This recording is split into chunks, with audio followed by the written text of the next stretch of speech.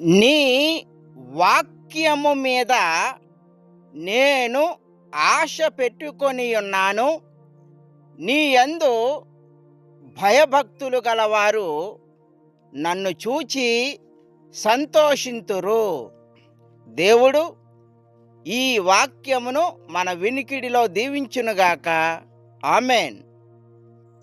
దేవుని వాక్యంపై విశ్వాసము ఉంచి దేవుని వాక్యము కొరకు ఎదురు చూస్తూ దేవుని వాక్యము మీద ఆశ పెట్టుకొని నిరీక్షణ కలిగి భక్తుడు ఉన్నప్పుడు భక్తుని జీవితంలో ఆనందం కలుగుతుంది, సంతోషం కలుగుతుంది.